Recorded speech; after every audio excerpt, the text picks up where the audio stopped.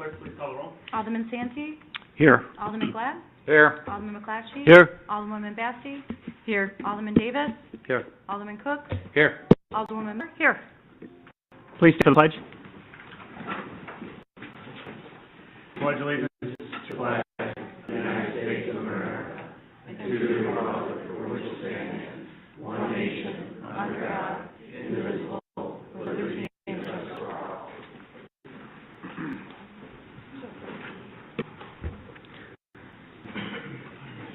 First item on the agenda is a public comment.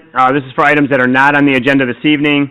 I see Neil and also 4100 Shamrock Lane. That'll be coming up on the agenda. Okay. And then also 3111 Route 120. That'll also be coming up on the agenda, sir. Tony Esposito? Yes. You can hit the send button. Thank you, sir. Good evening, everyone. I think this might be on the agenda. I have a permit pending for an event that the Riverwalk Place Townhome wants to do at Miller Point, but frankly, I couldn't download the agenda. I couldn't read it. I know we applied for it. It is on there. Okay, so what I wanted to make sure that it is on there. And then the second thing is I wasn't certain about a food truck. I have a friend, he's a veteran. He runs a truck called Smashed, and I wanted to see if we could invite him for the period of 5 to 8 after the event that happens normally there. So I didn't know what we would have to do to see about getting him to be able to come. That's included in the Parks Reservation one, just that we identified that to be a food truck part of the event. So it's in the consent agenda under Parks Special Use. Okay, so that's it then. Okay, everybody's invited, by the way. It's an open event. Every member of City Council and staff, we'd love to see you out there. Okay? All right. Thanks, sir. Appreciate it. Anyone else for public comment? Sir? Please state your name and address for public record. Hi, good evening, everyone. My name is Michael Adams. I live at 4312 Shamrock Lane here in McHenry. I'm a realtor here in town with the Bremer team, and we just launched an amazing program called 30 Days for 30 Vets. In the month of November, we're going to be giving away close to $300,000 in home repairs to veterans here within the county in need. So what that means is a veteran is going to roof, an AC, things like that. The application process has already started. It opened August 1st. It's going to be running until September 30th.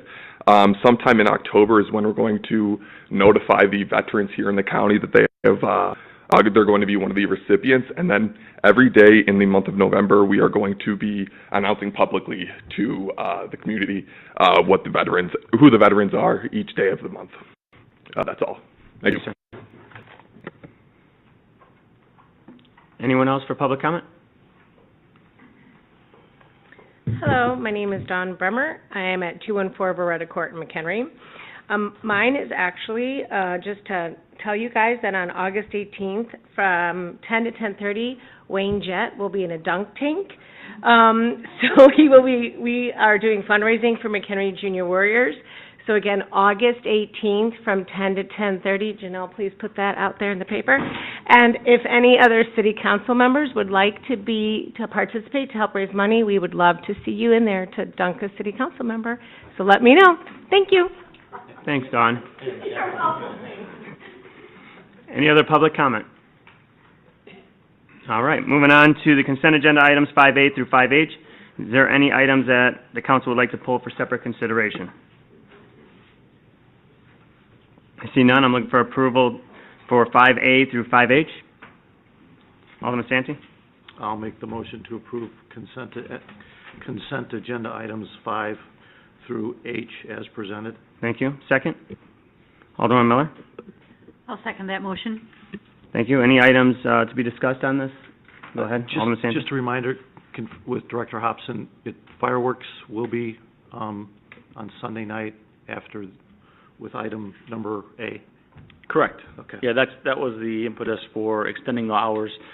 So they'll shift, the McHenry Rotary Club will shift their hours and open up a little bit later, but in order to accommodate the moving of the rescheduling of the community fireworks show on August 18th, they will be staying open later. We plan on shooting that fireworks show 8:30. We should be plenty dark at that point, so I know it is on a Sunday, but we'll be shooting it earlier, an hour earlier than we typically would. So, August 18th, fireworks reschedule, in conjunction with the band's Brews and Barbecue event. Thank you. Any other questions, comments by council? Clerk, please call the roll. Alderman Santi? Yes? Alderwoman Miller? Yes. Alderman Cook? Yes. Alderman Davis? Yes. Alderwoman Basty? Yes. Alderman McClatchy? Yes. Alderman Glad? Yes. Thank you, council. Tony Esposito, that was approved in that consent agenda, just so you know. Thank you. Mr. Mayor, I didn't say the date, I don't think. It's, September 8th, Sunday, September 8th, 5 to 8. Thank you. Appreciate it. Next item on the agenda is 6A, is a zoning variance in CUP at 3111 Route 120. A motion to pass an ordinance granting a zoning variance and conditional use permit to allow open sales lot in conjunction with automotive and recreational vehicle sales at 3111 Illinois Route 120. Director Palarecki? Sure. Thank you, Mayor. You basically just said it. 3111 Illinois Route 120, it's a former fueling station that has been in dire need of help for many, many years. The petitioner is here looking for a conditional use permit to allow an open sales lot for vehicles as well as RVs and recreational vehicles. So the petitioner is here this evening if there's questions by the council. Thank you. At this time, looking for a motion to approve 6A as presented. Alderman Santi? I'll make the motion to approve item 6A, the zoning variance at 3111 Route 120 as presented. Thank you. Second, Alderman Miller? I'll second that motion. Thank you. Discussion by city council on this item? Alderman McClatchy? Thank you, Mayor. Could the petitioner come up? Sure. I'd like to ask a couple of questions.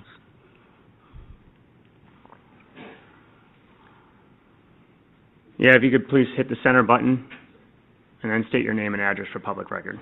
Sure. Tariq on 3111 Route 120, McHenry. How you doing? Good. How many cars do you plan on having out there at So, good question. I mean, it could range, obviously, between, 20 to 40. At the moment, we're working with Cody and the neighboring property in the back. There's a little bit of the discrepancy on the property line, so the lot goes a lot deeper than it is, so we may end up paving that portion of it. So I apologize that I don't have an exact answer for you on that, but it could be that the lot could actually expand further in the back as we repave the entire lot. And the building, you have there, that's going to remain? The building is going to remain, Is yeah. it office or whatever? Correct, yeah, and we're going to do substantial, obviously, rehab to the building. It's, it's been run down for a while. Yeah, thank you. Thank you. Any other questions? Alderman Glenn? Yeah, one of my concerns is the house that does sit on the south end of this lot, and how long is that going to take to get ironed out? We've ironed it out. We know where the property line sits and everything. It's not encroaching within, it's not overlapping, but that house has been non-conforming for, since I think the last owner purchased it very recently, or within the last, let's say, 10 years. So it's ironed out. I think the decision's coming down to like paving and logistics and so forth, so we should have that answer probably in the next 30 days. Well, I would think that before we were to approve this, I think we need to have that answer ironed out, because how far are we going with this conditional use? Are you going to park cars in his garage because they're on your lot, No. So what it is that where the current property line is in the back, adjacent to the house, there's actually about 42 feet that it goes further back.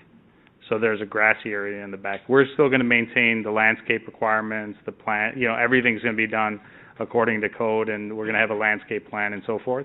But it's just that we're going to we're going to move the parking lot further back.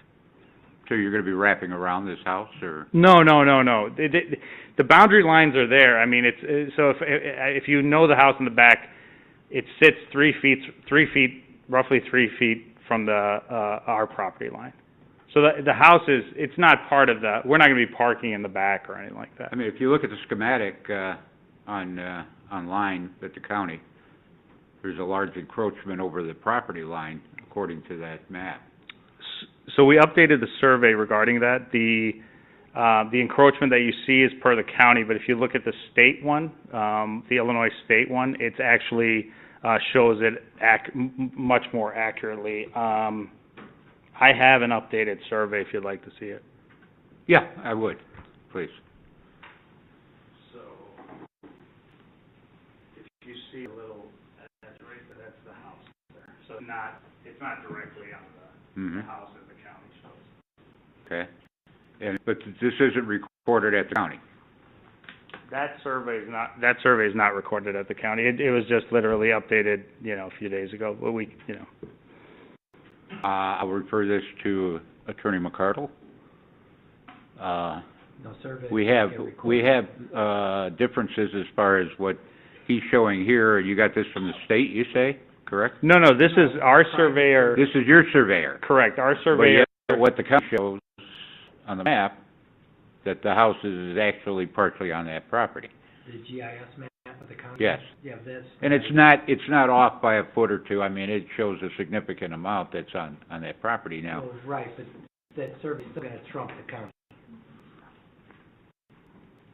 I mean, I just want to be sure that we're talking apples as far as exactly, this is his plat of survey that says this. Right.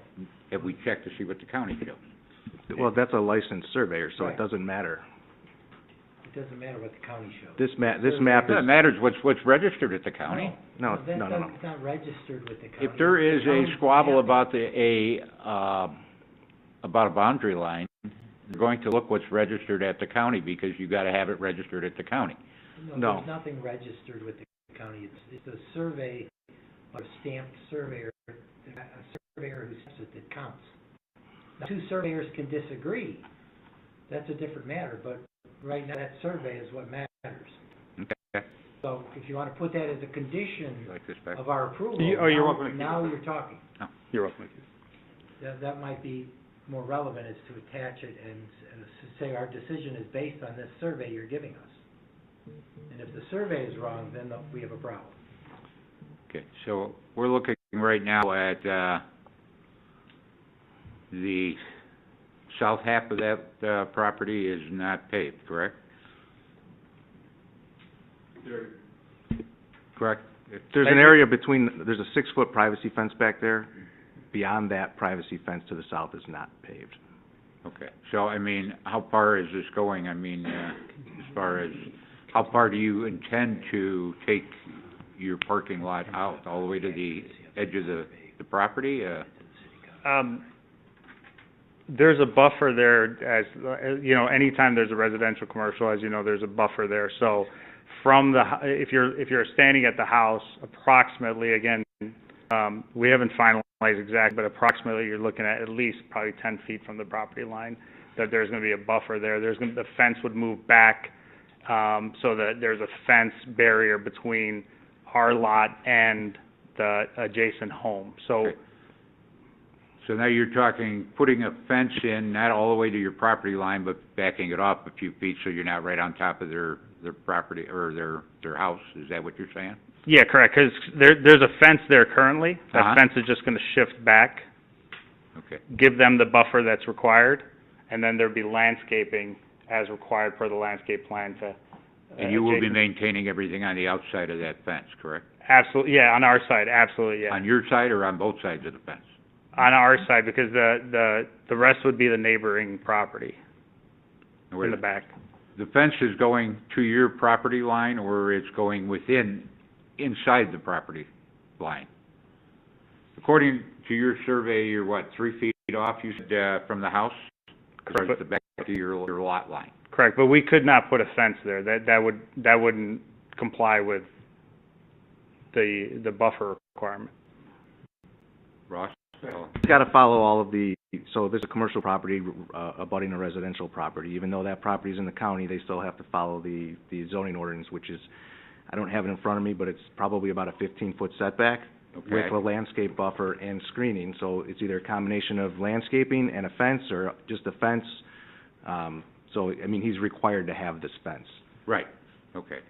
The deal, in my opinion, whatever they decide to do with that neighbor, if they allow those individuals to maintain that property like they have been up until this point. Mhm. Anything on the other side of that fence has been maintained by this house right now. So if they move that fence and they want to continue to maintain that, that's fine with me, as long as it gets maintained, because it will still be in the city. But it will be his responsibility. Ultimately, it's his, to correct. make sure it's maintained one Correct. way or the other. Of course, if they didn't maintain it, obviously, we'd take care of whatever needs to be Right. taken care of. Right. We've got enough problems with Yeah. things that aren't maintained on grass, so, I'll be honest with you, I mean, we have so many, used car lots. I guess one of my big questions is, as far as, how does your business work? I know you do a lot of online type sales. Are these all sales, or are they, I noticed, when I went on your line, on Google, and Googled you, that, you do, you're like a second agent, or you're an agent to sell one person's car to another, or? So I kind of clarified this with Cody as well, and I want to be very clear in front of everyone here as well. This property is an investment for Lazy Chimp. Lazy Chimp has a car lot in Downers Grove. We are a tech company where we also put buyers and sellers together on our website. But the investment that we've made in McHenry and the lot that we're rehabbing, we may position ourselves to move in at a later time. Immediately, we're probably going to have a tenant in there that's going to have car lot sales. So the reason why we opened it up to boats and RVs and so forth, because we have been approached by people that want to do that as well. So our objective is to rehab this building, get it up to a proper standard. I mean, you guys have done a phenomenal job, by the way, Henry. I'm new to this area, but phenomenal job with it, and we want to uphold that standard building. Now, beyond that, could Lazy Chimp move in at a later time? Yes. Is it going to happen immediately? No, and I don't want to give you that impression. Yeah, I mean, I don't want to see cars sitting there that are not going to contribute to the tax, sales tax that, the other commercial entities, contribute to, the city's, coffers, Sorry to cut you off. Just to speak to that, I mean, again, I don't want to get in, too far ahead of myself, but Lazy Chimp has, we've successfully, we have a business model with these investments, and we've successfully had very good, results for our villages, and we do have other properties as well. So you're actually going to be just a landlord here then? Somebody else, you say, is going to come in with the cars? Yes, so for a period of time, if we choose to come in, we will come in, but for the immediate, we are going to be a landlord, yes. Okay, thank you. Any other questions, comments for the applicant? Thank you, sir. You can have a seat. Thank you so much. Unless Thank you have you. something to say. Anything No. Okay. Thank you. We really appreciate the opportunity. I think McHenry is an amazing place, and we'd love to even do more here. And just thanks for the opportunity, and thanks for everyone's work on this. Thanks, sir. All right, any other questions, comments? Any public comments regarding this item? See none. Clerk, please call the roll. Alderman Santee, Yes. Alderwoman Miller, Yes. Alderman Glad, Yes. Alderman McClatchy. Yes. Alderwoman Bassey, Alderman Glad, you mind hitting the button? Yes. Oh. Alderman Davis, Yes. Alderman Cook, Yes. Aye. Thank you, council. Congratulations. Thank you. Next item on the agenda is... Excuse me, Mayor. Yes. Just want to make one statement, and that's the fact that, I voted for this, but, I'll be honest with you, I'm disappointed to see, we've approved so many of these, used car lots. I hope that, down in the future now, we're starting to look for other entities to fill in spaces. I don't want to see more and more car lots all the time. I mean,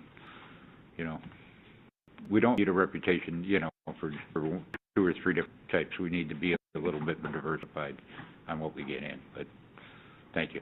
Thank you. Alderman?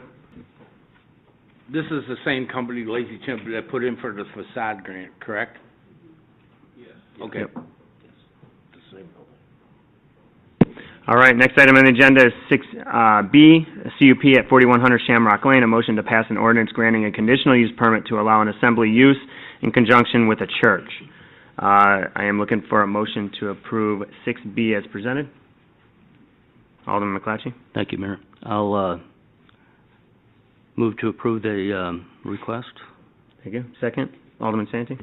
I'll second the motion. Thank you. Discussion by City Council, and also the applicant is present with his attorney as well. So, any questions, comments regarding this item by City Council? Alderman Glab, go ahead. Yeah, basically, the property, is just the building and the parking lot. They do own they are purchasing the, solar field that's next to it?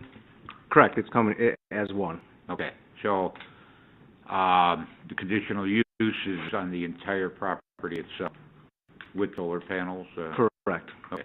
They have an existing conditional use for the ground-mounted solar on the property already.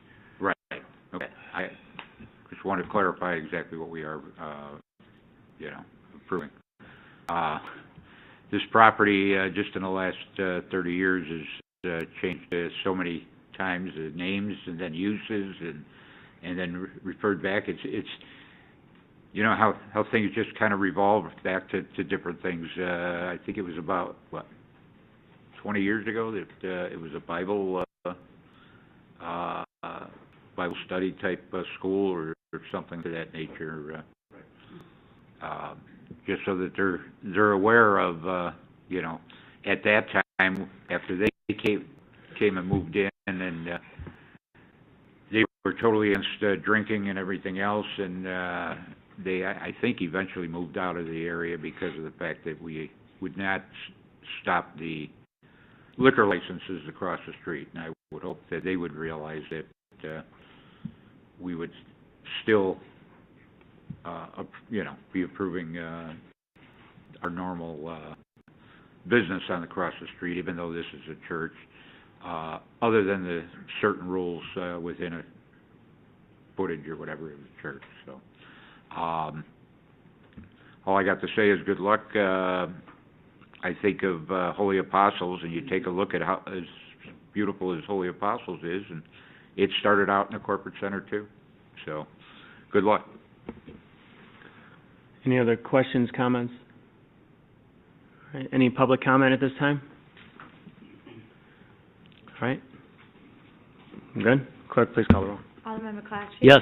Alderman Santee? Yes. Alderman Glad? Yes. Alderwoman Bassey? Yes. Alderman Davis? Yes. Alderman Cook? Yes. Alderwoman Miller? Yes. Thank you, Council. Congratulations. Thank you, Mark. Appreciate it. Thank you.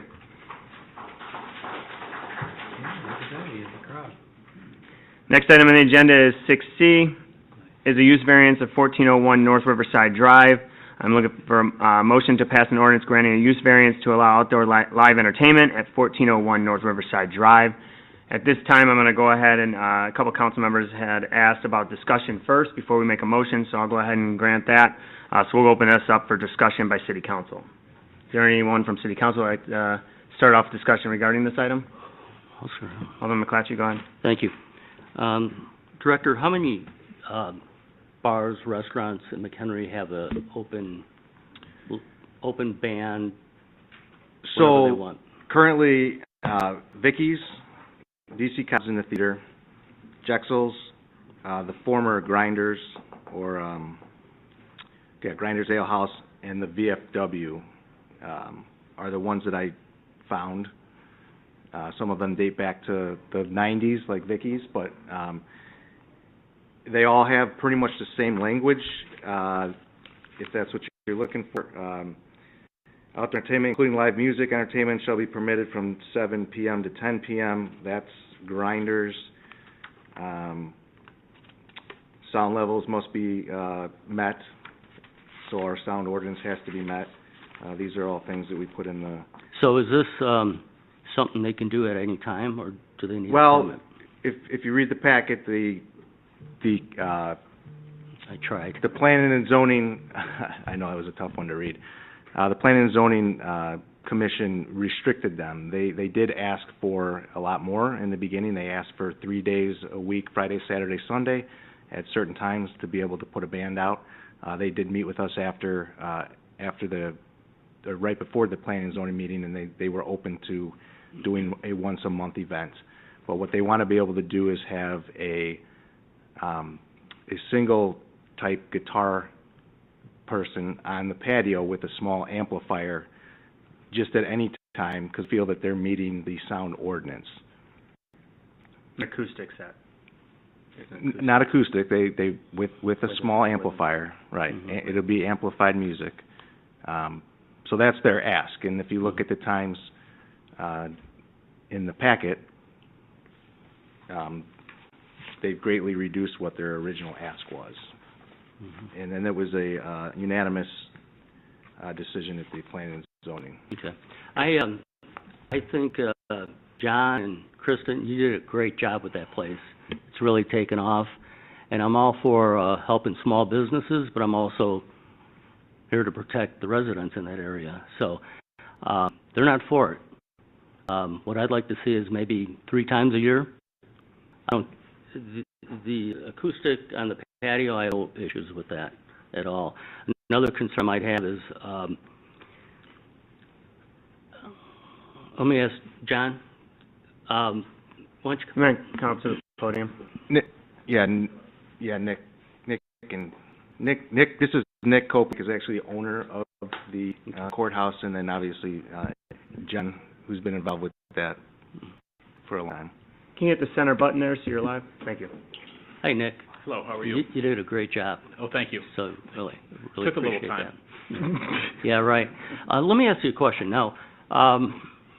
Live music outside, that's going to attract more people, right? Correct. You want more money?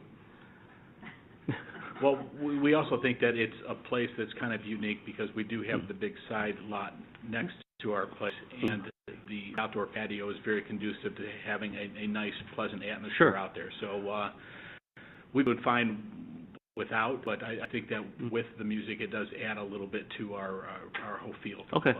So just a guesstimate, what percentage of new clients will come if you have an outdoor event? Are you talking, there's 2 different things that we're asking about. One is just what we've been doing since the summer, is pretty much a guy with a guitar sitting out in the patio. That we do on Friday and Saturday nights, 7 to 10, and we'll kind of adjust to that a little bit.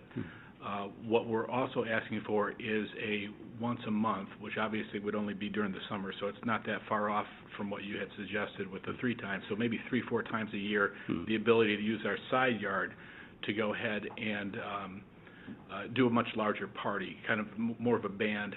That we did one on the 4th of July weekend, right before 4th of July. I was there.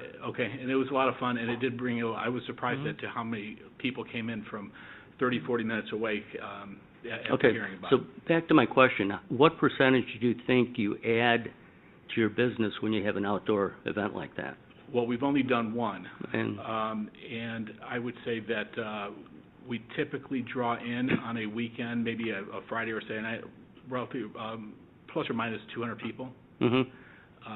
If I had to guess at our traffic on that one event that we did on the Saturday, that was probably closer to 1,000, 1,200 people. Okay, so that's where my concern is, because you're adding more people coming in, and we don't have parking out there now. So it's a little bit of a concern that you're adding more people and there's not enough parking already out there. So thank you for answering that.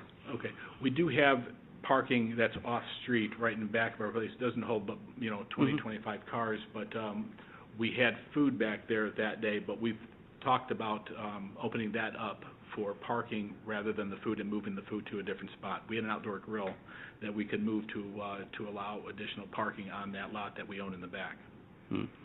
So would you be okay with 3 times a year? 3, John said 5 or 6.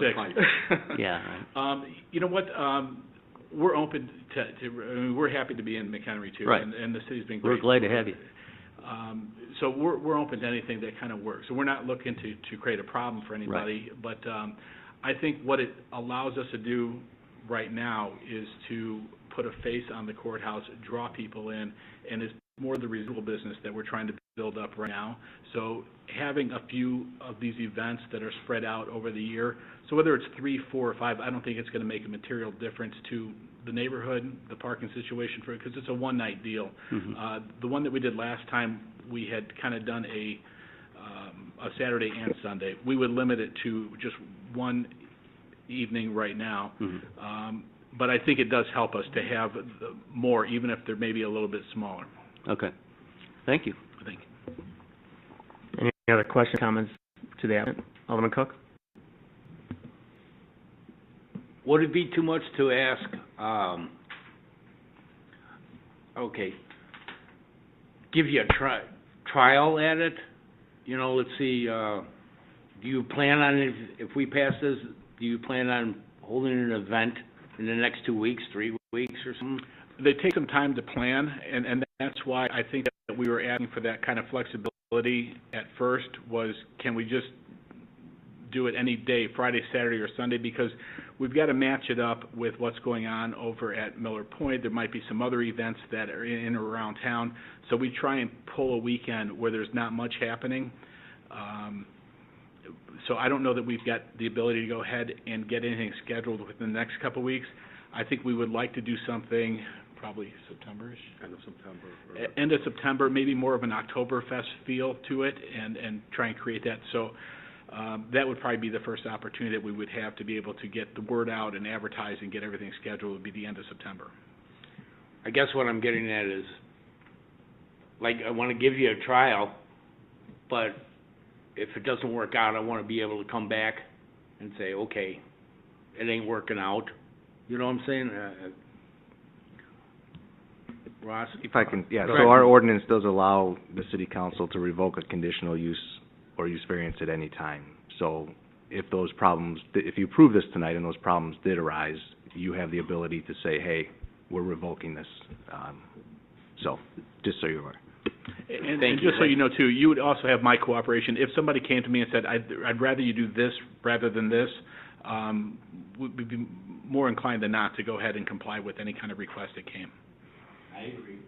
Very good. Thank you. Alderman Miller?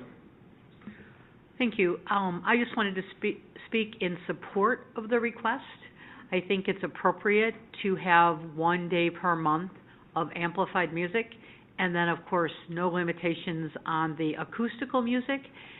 Although we've not identified the downtown area as an entertainment district, it essentially is, and you're right there.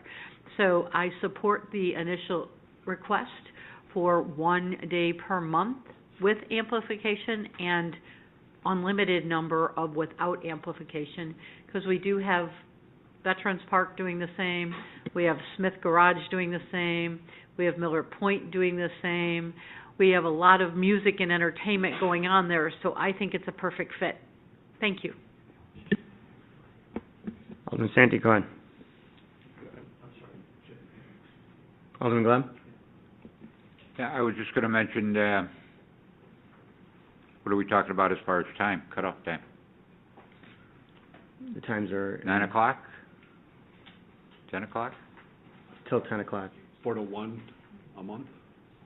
Even at once a month, I mean, 11 o'clock is, if I was the neighbor in that neighborhood, I would not want to be listening to music till 11 o'clock at night. Especially in the fall, everybody's finally shutting off their air conditioner and all fresh air, and they open up their windows to sleep at night, and you're going to have all this music coming through. So our ordinance, I believe, Ross, is what, 50 feet up past the property line? Past 11 o'clock, yes. That's why the majority of these similar requests are no outside entertainment is permitted after 10 p.m. Monday through Thursday nights or after 11 p.m. Friday through Sunday nights. Well, 11 o'clock is kind of late if you got to was work the right. next day. Right, I'm just saying, Yeah. this is what was approved in the past. That's all I'm trying to get at, so. And I can understand that, and, you know, this is a little different than some of them, because some of them are right smack dab in the middle of the downtown area, and this is right abutting residential areas. And unfortunately, I know we've only had one objection. However, according to the rules, you only have to send to the abutting property owners, and, if you live 7 or 8 doors down, you're still gonna hear this music, till 11 o'clock at night, and I'm sure there'd be a lot more people that would have probably objected. I can't support something that's gonna go on till 11 o'clock at night, no matter what day of the week it is. And as far as, they mentioned, the acoustic, with a amplifier out there, are we approving an amplifier at other times? Well, if you approve outdoor entertainment, then yes, but you can do whatever you want as far as restricting them. My suggestion would be that we use our performance standards in our noise ordinance, and if they abide by those, then, but that's my suggestion. If you live next door and that music could be with, not considered, if it's past, as long as it isn't going more than 50 feet past the property line, it's still going into the house next door. All right, but so are the delivery trucks that sit out there all day long. I was out there Thursday, and Yeah, but- I couldn't take sound readings. They had the music all the way up, and I couldn't take because of all the other ambient noise that was happening out there. So, I mean, I get what you're saying, and I'm not arguing in favor of one or the other. I'm just trying to, I'd like them to be able to do what they want to do, but I also want to make sure that we're protecting Our residents. Our residents, Exactly. correct. And that's our concern. I know Alderman Clatchy as well as me and others. Again, what's the happy medium? I'm not sure. I think I'd like to hear a little more discussion from others, but, again, I can't see 11 o'clock, with outdoor, any kind of speakers or whatever, so that's my stance on it. Alderman Santi? Okay. So, the courthouse is on the corner of Riverside Drive and Pearl Street, which I would argue is right in the heart of one of our downtown districts.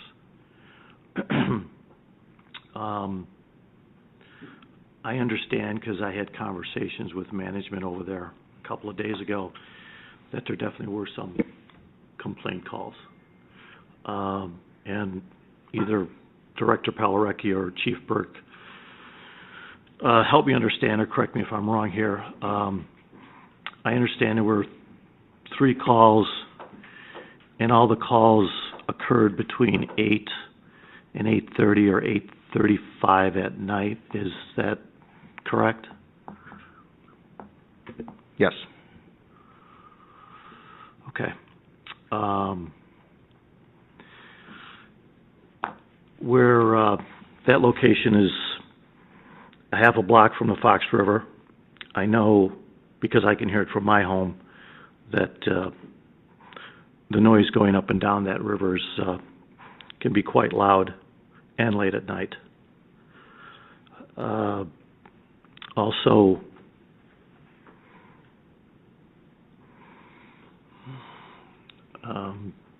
every Thursday for 4 months out of the year, we do have music until 9 o'clock? 8:30. A couple of the contracts are till 9, correct, on a couple of bands? Okay. Yeah, okay, so that's in the complainant's window here that was called in, so I can't quite understand why there's an issue with this one business where we've got a park a couple more 100 feet away from this backyard that's playing music on Thursday nights, and we've got a banquet hall across the street that does have an open-ended garage and can play music at their events and open that up when it happens. And then, I know Grinders is closed or whatever it is today, but I guess they'd had them back in for this, whoever the new owners become. It runs with the property, not business. We're looking at 3 to 6 times a year, because I can understand the acoustics I was there for one of the acoustic nights, and I was at the other end of the outdoor patio, and it was tough for me to hear because there was too many people conversing in the patio. So I think it kind of blocked out a lot of the music noise. But it's just hard for me to understand how we have these complaints, and yet it's happening, and it's been happening for years in that section of town. Now, if we want to build in 6 times a year, I can see that. If we maybe have to look at maybe adjusting the time a little bit, okay. And what Alderman Cook said, he asked the perfect question, what happens, and can we shut it down? We sure can. We can bring it up at the next meeting and shut it down. If it really gets, and I mean, I've met these gentlemen on a couple occasions, and I know the general manager pretty well, so I don't see where they're going to be against, making some adjustments if they're needed. I just find it hard to believe that that we're looking at a major decision here on a component that's been in that area for so many years, and it's been working quite well. And I just would like to hear what other elected officials have to say. Thank you. Bessie? Thank you. I would really like to have a conversation with you and with also Alderman McClatchy. Live in that area. You've spoken to your residents. What is the max that they would be comfortable with? Is it the 3 times a year that you said, and acoustics on the patio? And I know you've spoken to so many of them, so I really want to hear what they've said to you. They're comfortable with 3 times a year, acoustics, non-amplified on the patio. And to what Alderman Cook said, I'd like to revisit this every year. And I think the time, I think they'd be comfortable with 10 o'clock. On Friday, Saturday, and Sunday? Well, no. Oh, no, not Sunday. 10 o'clock. 10 o'clock on there 3 times a year. And the acoustics, yeah. Right. All right. I appreciate that, since this is, in fact, your ward. And I think it's important to hear from your constituents, so thank you. Alderman Davis? Yeah, I know we went through this, Ross, with planning and zoning and stuff. Can you kind of reiterate what the standard ordinance is? Because it seems like there's a standard, we're abiding by that for most businesses, and so now we're picking and choosing which Right. ones to approve. So can you... Well, and that's typically what happens with these types of establishments. It's not really picking and choosing, but you have to set some guidelines for them if they want to go outside of what is regularly allowed, which is not outside entertainment. Right. So, I think that we've set a precedence with what we've done in the past with the 5 businesses that have this outdoor entertainment. However, again, like I said to Alderman Glab, I understand, what the issues are at hand here. Typically at 11 o'clock at night, the sound ordinance says that if you can stand 50 feet away from the property and hear, it's a nuisance. And so it's up to the responding officer, zoning official, at that point, what to do, right? It's kind of interpretation on that. Normally, in these circumstances, you would just go to the business or whatnot, or the residents, and say, hey, this is the issue, and they turn it down and go away. But what they're asking for here is to kind of go beyond that, right? Not the 11 o'clock hour. They want to do it before. They want to end it before 11 o'clock. But, the sound is going to travel, just like it does at Peterson Park, just like it does at Veterans Park. So they're looking for the ability to, within reason, hold these concerts. Yeah, I was looking more for, on the timing, because the conversations we've had in the past, it seems like 11 is pretty standard for Friday and Saturday. And then, actually, Sunday typically would be later, but 6 p.m. is pretty early, right? I mean, than some of the other stuff. Correct. Some of these are Sunday until 11 o'clock at night. Right. Which I would disagree with, to be honest with you. Right. No, These were done agreed. a while back, but, typically what you're seeing is 11 o'clock on Fridays and Saturdays, and then 10 o'clock during the week. But they're only asking for a Friday, Saturday, Sunday, so it's, 6 to 11 Friday, 1 to 11, Saturday, and then Sunday, 1 to 6. And remember, they're only picking one of those time slots per month. So it's not like they're gonna be doing that Friday, Saturday, and Sunday. It's only one time slot per month. Right. Yeah, and that's why I asked, because it seems like that they're in conformance with what the standard would be for most businesses that we've talked about in the past. So I don't see the issue here. I mean, I do with the noise, and that's where the concern comes in, not the time necessarily for me.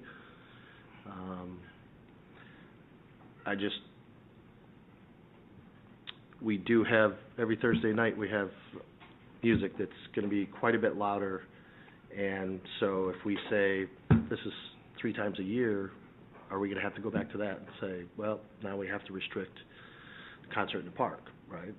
That needs to be restricted for so many times per year, so it's a slippery slope on this one, so just wanna make that point. Any other council members with any other questions, comments? Alderman McClatchy, go ahead. Thank you, Mayor. If there's no other questions, I'd like to make a motion. The motion is to allow 3 events per year, amplification, and to allow 2 days a week, non-amplification. All events to end at 10 o'clock. And also, I'd like to revisit this next year and tweak it either up or down.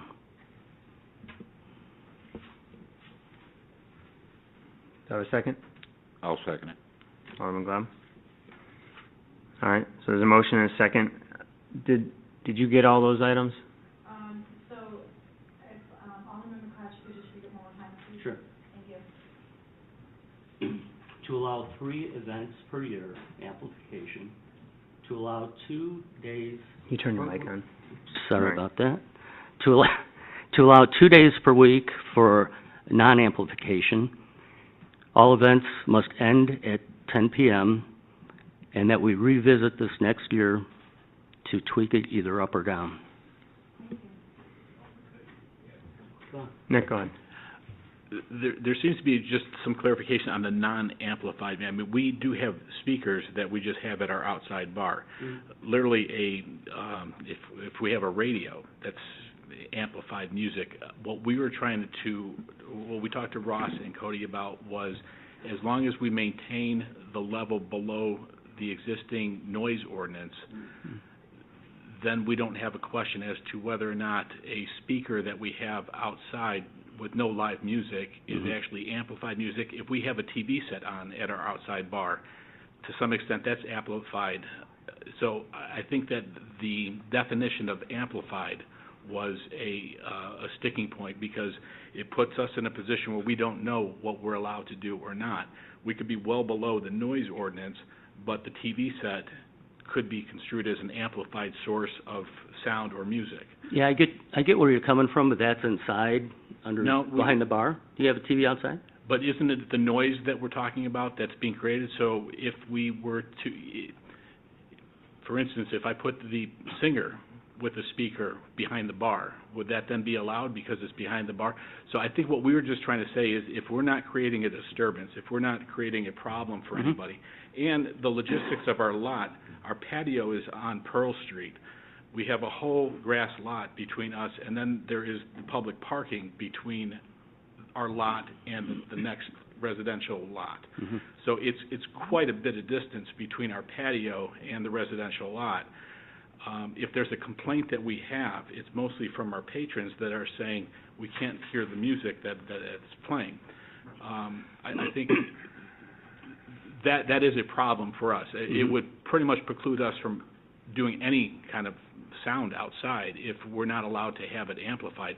There's no singer that would be loud enough to go ahead and do anything.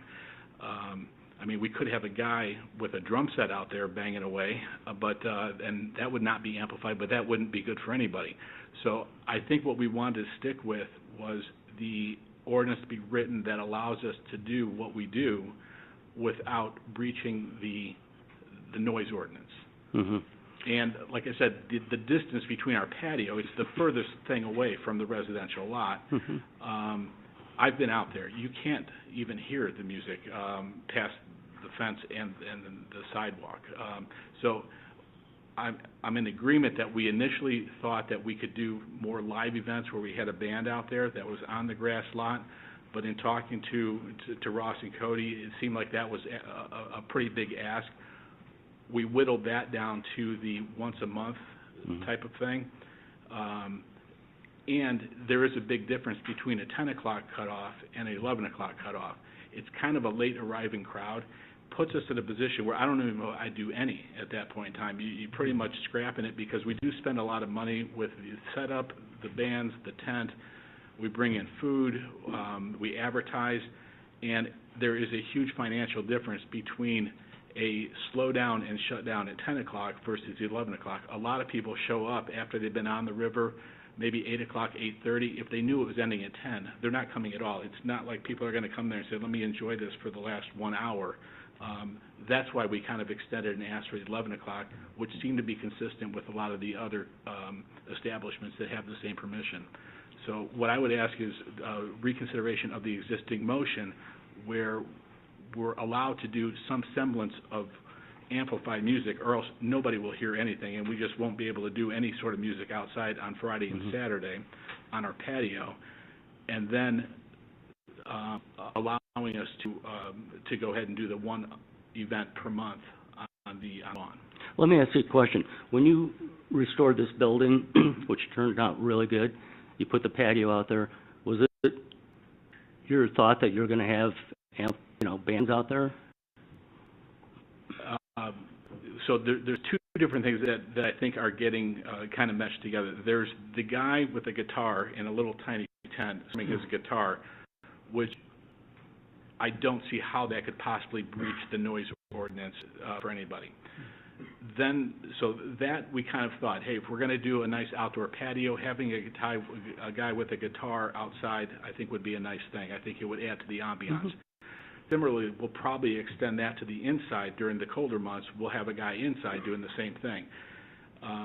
He'll be at the same level. So if people are able to withstand that inside, I can't see how it would bother anybody that far away from our property. The other thing we didn't, that was kind of a late arrival where on the grass lot, we said, oh, this would be nice to be able to utilize the grass lot. We're right off the river. We could do a band. We can kind of bring people in. That was an afterthought. That was something we came up with after. But so there's a big distinction between a guy singing with a guitar on Fridays and Saturdays for entertainment for our patrons on the patio versus a big party on the lawn. So I think that's two different things we're talking about that they're kind of get thrown together. One does not, I don't see how it possibly breaches the noise ordinance. The other one obviously would, and that's why we're restricting that to the one time per month. Well, let's set in a motion, let's revisit this and we can tweak it. Okay, but if you say no amplified music at all, there's no music going to be done outside the rest of the year. Really? You can't hear it. You can't even hear it with the smoke speaker. And what we do now is there is a plug-in that we can do. So the guy singing with the guitar plugs into our system with our outside speakers. It's the same music that we would play if we didn't have live music. It's the same sound level. It's controlled by a volume button, but it's played through our speakers. So that's the disconnect is if the guy were singing inside and we plugged him into our speaker, the noise level outside would be identical because coming through our system. It's just physically be able to see the gentleman playing the guitar is what we're talking about. The sound level doesn't change. We don't even need to have a guitar guy. We could turn the radio on and have it at the same. So the sound component of that, if that's disturbing, it's got nothing to do with the guy with the guitar. It's got to do with staying within the noise ordinance. So I'm sure we could have got bigger speakers. We could have blasted the music. Everybody would hear it up and down the river. But we restrained that, and it's really intended just for the pleasure of the people sitting on the patio. The second party we can talk about because that is a live music party. But again, restricting that to 10 o'clock would pretty much say we're not going to do any. And I do think it adds value to Riverside Drive. I think it does bring people into town. I think when we first built the place, that's kind of what we were looking at doing, adding some value to Riverside Drive. I do a lot of things in Chicago. I've got other projects. This is not one of my larger projects. I just found that I really liked McHenry. I liked the people that I were dealing with, and I really like restoring old properties and making them useful. At the end of the day, they still have to be somewhat profitable, or else it's just going to be a vacant building sitting there, and then nobody will have to worry about any kind of noise. But that doesn't really help McHenry and Riverside Drive. So Let me ask you there's something. a trade-off. Yeah. I was out there Saturday. Sat around for a little bit, and the amp was turned down a little bit. When he got done, he got on his mic and said, "I'm sorry, the volume was so low, next time it'll be louder." So.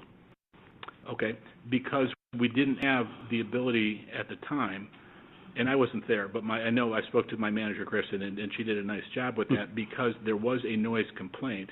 Even though we knew we were within the noise ordinance, we still turned it down because we wanted to accommodate that one thing. And there is nothing written right now that gives us a baseline of the noise level that we can be at. We can be at 0 to, I guess, about 80 decibels on the other property lines, somewhere in between.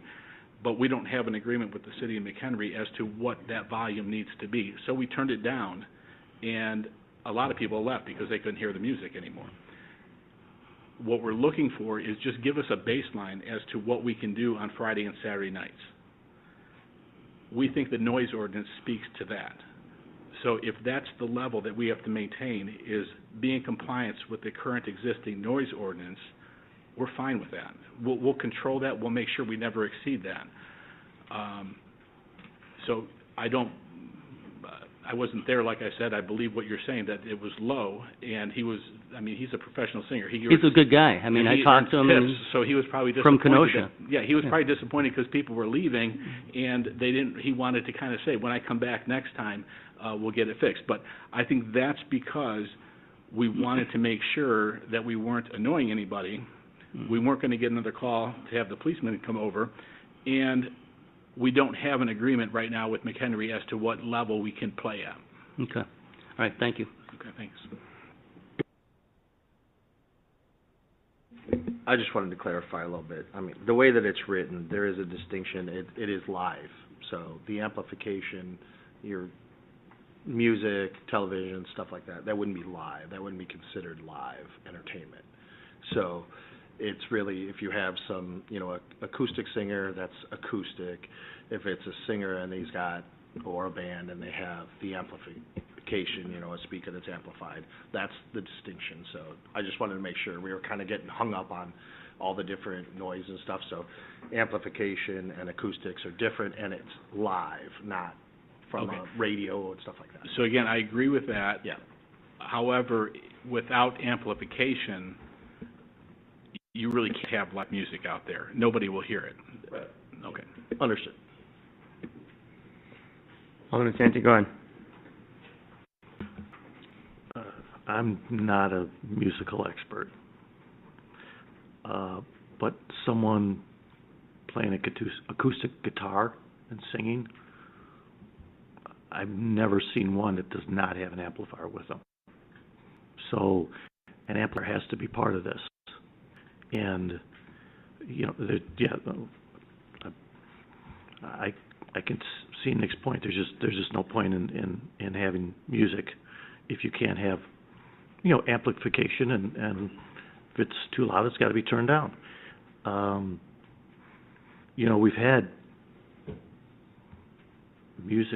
noise complaints in my ward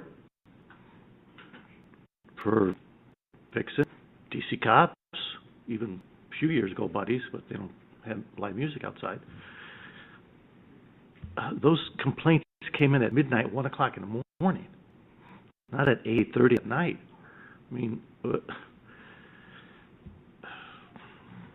there's a lot of boat traffic. There's a lot of traffic right there. I mean, I just can't get away from that, and that just makes no sense to me. You know, I'd like to give them his 3 times for the rest of this year, but I can understand Nick's point that, I mean, I was gonna ask you, but I think you already gave me this answer, that for 3 times this year for the bands, and I understand, you're a businessman, it's not worth doing those once a month, Saturday nights, if you're closing up the music at 10 p.m., correct? That is correct. And if you only do 1 or 2 events, it gets difficult to advertise and bring people out. There needs to be some consistency to it, to where we can plan ahead and schedule these things far out. We kind of threw one together quickly this year, but if we're going to do it, I would really appreciate the consideration for allowing us to do the 1 per month. And then there is a big difference, and it almost precludes us from doing any if we have to start shutting down 10 o'clock. Thank you, Nick. Okay, that's all I have. Thank you. I'm going to open it for public comment. Anyone in the public that would like to make a public comment regarding this item? Ma'am?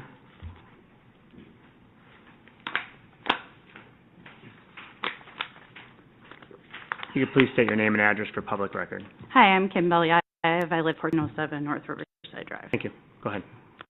I first want to say thank you, because that building was an eyesore for years. I have lived at 1407 since 1996. It's a beautiful area. I love living in McHenry. I don't want to move.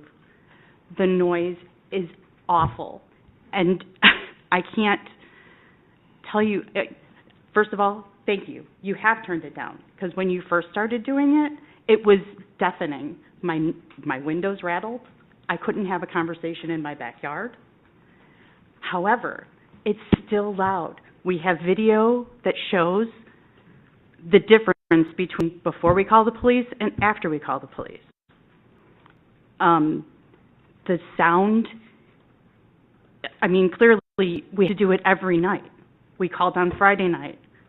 Saturday night, volume was still up high, so we had to call again. You're not learning. I know that you really want to make business work, but I have video, I have pictures that show whether you have music playing or whether you don't have music playing, your patio is what's bringing people in. It's not the music. Well, again, I appreciate the evaluation, but what I'm saying is if we're compliant with the noise ordinance, and there's a measuring stick, I'll meet with you, we can go out there, and you can tell me what level of music is bothering you. Even if it is slightly below the allowable, I'll accommodate that. That's not what we're looking at doing. I'm not there to go ahead and ruin the neighborhood and have bad relationships with the residents that are around there. I'd be happy to meet with you. We can use the city tester. We've got apps that we can test them. I'll sit in your backyard. I'll bring you a cup of coffee. We can sit there, and we'll turn the music up as loud as we can. And if it's bothering you, and I could say that it's bothering you, and we agree that needs to, I'll accommodate that. I don't have a problem with that. I mean, I can show you the videos of. I'm yeah, telling you and that I've done it too. I've gone out there and I've measured it with, and I measured the level. And I have text messages from the police officer that came out and said it's really loud at your property line. Okay. It's not just me. I'm not trying to. I love that you did what you're doing. I love what's happening in the city. The city is great, but I've lived there for so long. And first they took down the house, which probably blocked some of the noise that happens on the street. But then they took down all the trees, too, between your property and my property, which also knocked down some of the noise from places like Smith's Garage and the park, which ends at 9 o'clock. We work in the mornings. I am at school by 7 a.m. My kids have to go to work. My husband works at home. It's hard, and I know that we called at 8:30, but that's when we're sitting down and we're trying to enjoy our home time, and we can't hear our TV because the music is playing, because the thump of the bass. It's better now since you've in the last couple weeks. Okay. So, what we have an issue with is across the street on Pearl Street, because when the garage is there with their venue, they open up the garage door. Right. It's loud, and it's bass, and it's pounding, but it's not us, And we haven't called on the garage. because it's right across the street from us, and I think you might be assuming that that's us. It's not. All right. We don't have bass. We don't. All right, Nick, it's all right. So Go ahead. what I'm would love for you to be able to do live music 3 times a year, 4 times a year, but it's the lateness and it's the loudness. And I don't know how to accommodate that in my life.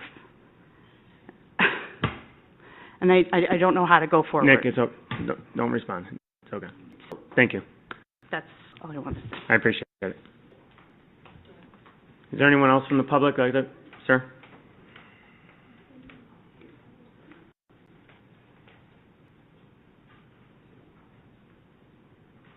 Please state your name and address for public record. Philip Belli, 1407 North Riverside Drive. Same property.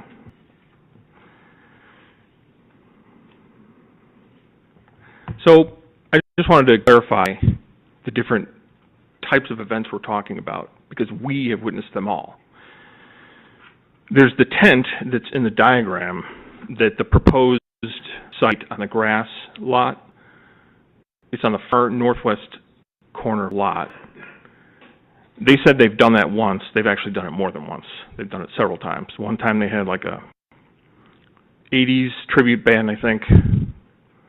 One time they had a DJ. My wife went over, asked him to turn it down. He turned it up. They're not acting in good faith. The 3 times a year with that noise level, because that noise level is like if I'm in my backyard grilling, it's like I have a concert in my backyard. That's our concession. Putting up with that 3 times a year, that's our concession. That's our compromise. The acoustic guy, it's not acoustic because it's amplified. The problem with that, it's not the same noise level. It's that with my air conditioning on, with my windows closed, I can hear it. If I'm reading, if I'm, just trying to sleep, my kids are trying to sleep, it comes through the closed windows, okay? This idea that somehow it doesn't carry is just not true. I do have videos to support this, but the issue is that they have, the reason I called the police at 8:30 is that I knew it would go till 10 o'clock, and I was instructed after the zoning commission meeting that if they continue with these events, because they don't have a variance, they currently don't have a variance to have this live performance, and yet they're doing it. I was told, call the police, non-emergency number, if they do it. So that's why I'm calling it 8:30. Has nothing to do with the fact that, I know it's going to go on until 10 o'clock, or later, but typically 10 o'clock.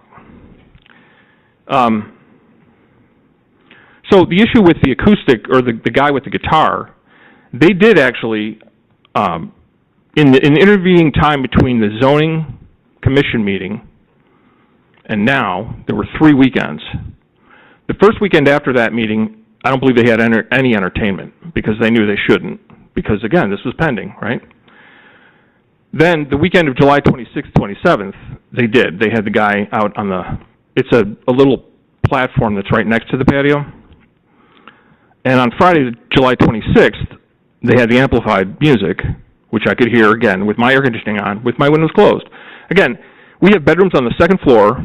We're 1407, so from us to this patio is clear line of sight. There's nothing blocking it at all, because there are no trees. The privacy fence for the parking lot does not reach up to the second floor. So it's a clear line of sight. I mean, it's essentially not much different than being on the patio. The noise carries, nothing that abates it. So I called police on the 26th, again, Friday, and I think the noise was reduced after I called. That, I believe, is the night that my wife said that the police officer told her, yeah, it's loud at your property line, all right? The nature of this music, a guy singing, like, I could identify every song, so it's not like, I could clearly hear what he's trying to do. I don't appreciate his particular style, but it's not like a radio, because he belts out certain things, right? He strums harder certain times. That's why it's a disturbance. That's why it's a nuisance. I have never heard a TV or radio coming from that establishment, ever.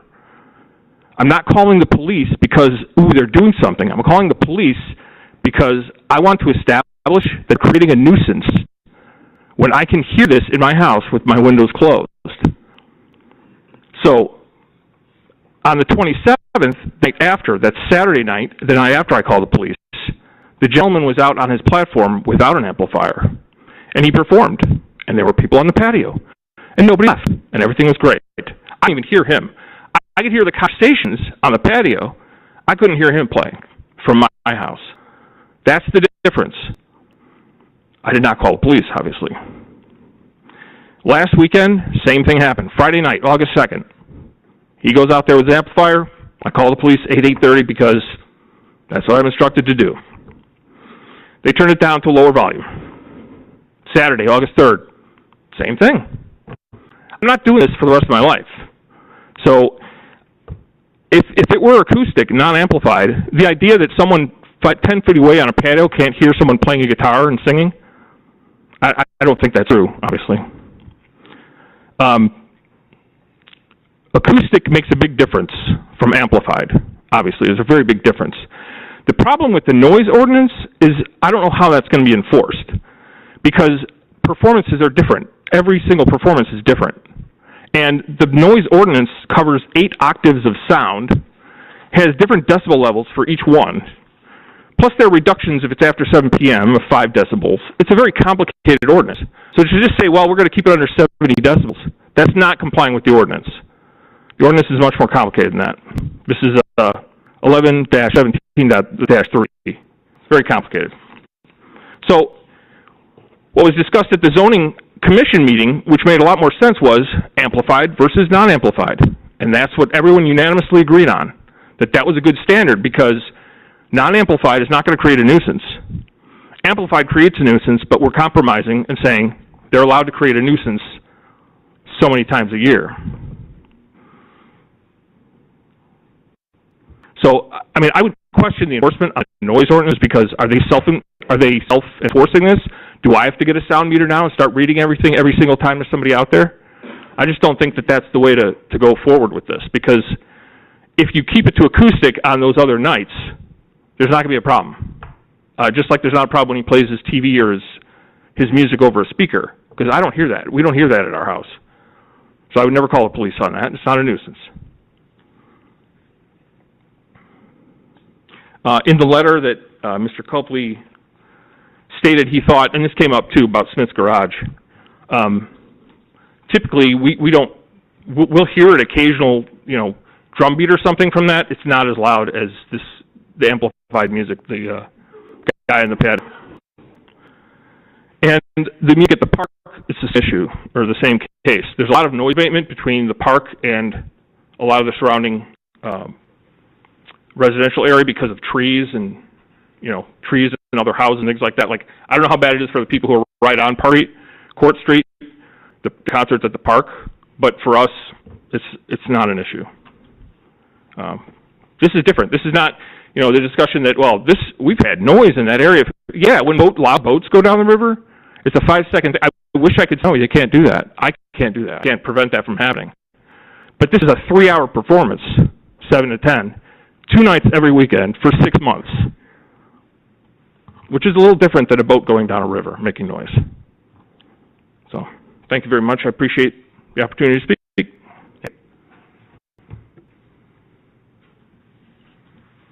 Is there anyone else in the public that would like to make a public comment? All right. So right now, there's a motion and a second on the floor. You want to go ahead? Before you do that, can I talk? Yeah, go ahead. Can I say something about procedure here? There's a disconnect. It doesn't happen very often, but there's a disconnect between the petition and the motion that was made. Usually there's a petition with a request, and then the motion is to deny or grant it. In this case, the motion is totally different than the request. I'm not saying it's bad or good. It's just a fact. So if the motion is granted, then that's in effect completed. It's done. The matter will be over. If it's not granted by a majority, in other words, the motion fails, then we will revert back to the petitioner's request, because that hasn't been acted on. You're acting on, everybody get that? You're acting on a motion that's independent of the petition. It might end it if it's granted, but if it doesn't grant it, then we go back to the petitioner, just so you're clear. Alderman Santi, go ahead. Could you reread the motion, please? Sure. Alderman McClatchy proposed the motion of 3 events per year. Amplification allows 2 per week for non-amplification. All events must end at 10 p.m., and he would like to revisit next year so that we can tweak it up or down. So that's one amplification per month, three times, but then the other ones are all non-amplified, correct? That's what you proposed? Not quite accurate. 2 per week. Yeah. 3 events. Right. 2 events per week, not amplified. Okay, and the only ones that are amplified are the 3 events. Yes. Correct. Is everybody clear on the motion? If not, you gotta do it again. No. And we had a motion on those, on that. So, the acoustic is fine, What's that mean? with no amplified music. Right, or no? That's what You made the motion, so I just want to make sure. Well, he made the motion to restrict that to 2 nights a week. Yeah, that's why I'm asking. Correct. So you have to remember what we're voting on here is the outside live entertainment. So Alderman McClatchy is saying there can only have outside live entertainment acoustic 2 days a week. Right. That's the motion, along with the 3 per year, amplified, The tents party, the band. Till 10 p.m. for 1 year only, Correct. to be reviewed. Yeah. Alderman Santi? And the other 2 days are acoustic only and non-amplification. Non-amplification, correct? Meaning there is no amplifying of a singer's, no amplification of the singer, correct? So okay, and it's also, you want it to end at 10, not 11, correct? Okay. Yep. Any other questions before we Everybody clear on call the roll? Trish, go ahead. Okay, so Alderman McClatchy? Yes. Alderman Glab? Yes. Alderman Santi? No. Alderman Bassi? Yes. Alderman Davis? No. Alderman Cook? No. Alderwoman Miller? No. Okay, so that failed. Going back to petitioner's request, which is a motion to pass an ordinance granting a conditional use permit to allow an assembly use in conjunction with, the wrong one, sorry. That was close, yeah. Motion to pass an ordinance granting a use variance to allow outdoor live entertainment at 1401 North Riverside Drive. I'm looking for a motion to approve. Alderman Santi? I will make that motion, but we're going to do the 1 year, because that, Okay. to be reviewed In 1 year. in 1 year. Well, actually, we should have it to be reviewed next spring, because they're going to come back, they're going to, next May. We'll bring it back before Yeah, then. okay. So, spring. Yep. Thank you. I'll make that motion. Alderman Miller, second. I'll second that motion with a Thank- reminder that we can pull a conditional use at any time. Correct. Clerk, please call the roll. Alderman Santi? Yes. Alderwoman Miller? Yes. Alderman Cook? Yes. Alderman Davis? Yes. Alderwoman Bassi? No. Alderman Glad? No. Alderman McClatchy? No. Okay. That has passed. Do you understand the motion that was passed? I think so, but I'll get a clarification from Ross. I believe it's the original motion. Appreciate it. With the spring review. And, We're gonna come back and see things went. and the ability to revoke it anytime you choose. Thank you. Also, Nick, if you don't mind, give me a call. I dealt with this, owning the Vixen at the time I owned it, so give me a call and we can definitely get our engineers to, their engineers to help with you and help with the decibel readings and so forth. We got the tools there to help. Excellent. So I'll provide any resources for that. Okay, I really appreciate it. Thank you. Appreciate it.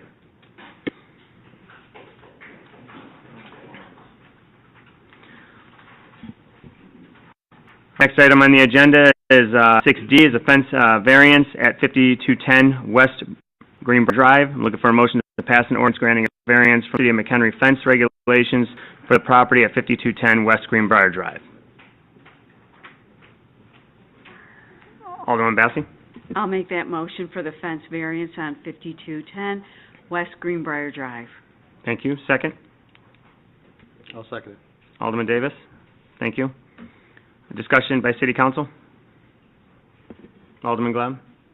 I just want to say that, I'll be voting yes in support of it, because I don't know if it's my left arm or my right arm that's twisted. We have these fence variances going on all over the city, and staff is approving them, as long as nobody has an objection to it. Just because there is an objector here, it came to the city council. And how do you say no? Because all the others are. And it's a total inconsistency, and that's why all those fence variances should come to the city. We create the ordinances, but then we let staff decide on what we could give variances to our ordinances and what we don't. And that's where I stand on it. Thank you. Ross, go ahead. I just want to speak to that, Alderman Glab. I thought this was a city council meeting. Alderman Glenn. I just want to explain to you where we're moving with that, because I agree with you. It's an inconsistency. Okay? Go ahead, Ross. Thank you. So, we are, if council recalls, you did approve in this budget year for us to do a UDO, which is a Unified Development Ordinance. Okay, well, I just got coming before you in the near future, you're going to have, a contract to start creating this UDO, which will, in a sense, take care of all of your concerns with the variances.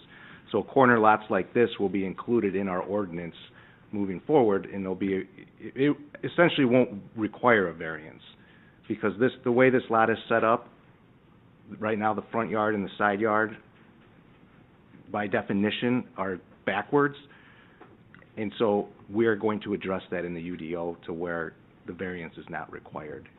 It will automatically allow it under certain circumstances. So, ordinances have come a long way. Ours are from 1986. That's why we requested the UDO and to move forward with that this year. So, that's all I wanted to say. Thanks. Thank you, Ross. Any discussion by City Council on this item? Anyone from the public make a public comment regarding this item? Clerk, please call the roll. Alderwoman Bassi? Yes. Alderman Davis? Yes. Alderman Santee? Yes. Alderman Glab? Yes. Alderman McClatchy? Yes. Alderman Cook? Yes. Alderwoman Miller? Yes. Thank you, Council. Next item on the agenda is 6E, South Main Street Parking Lot. A motion to award a unit contract for the South Main Street Parking Lot improvements to Manival Construction? Manival Construction, Incorporated, in the amount of $254,825.48, and to authorize a 10% contingency in the amount of $25,482.55 for a total project construction cost of $280,308.03. I'm looking for a motion to approve. Alderman McClatchy? I will make that motion to approve the bid. Thank you. Second? Alderman Santee? I will second the motion. Thank you. Discussion by City Council? Alderman Santee? It's a parking lot well overdue. It will now connect up to the back of John Street, behind the car wash, so it'll make a very smooth traveling environment to go from Main Street, around the corner up into John towards Route 31. Thank you. Any other questions, comments? Alderman Cook? I had a discussion with Steve, because I thought it was a little pricey, just for paving a parking lot. until I found out all the plumbing that had to go in there, 'cause I know it does flood and everything else like that. So, with all the improvements and how he explained how the drainage and all that, I could see where it's a little pricey. So, I'm in agreement. Thank you. Any other questions, comments? Alderman Glem? Yeah, just want to be, we are paving a parking lot, not a cut-through, correct? We're not looking to build a street through there, a thoroughfare, where this No, correct. parking. Okay. It's improving the parking lot. All right, I just wanted to be assured of that. Will we be informed if, that 10% contingency, has to be spent, over and above this? Yes, I will inform you. Thank you. Any other questions, comments by council? Anyone from the public like to make a public comment? Clerk, please call the roll. Alderman McClatchy? Yes. Alderman Santee? Yes. Alderman Glad? Yes. Alderwoman Bassey? Yes. Alderman Davis? Yes. Alderman Cook? Yes. Alderwoman Miller? Yes.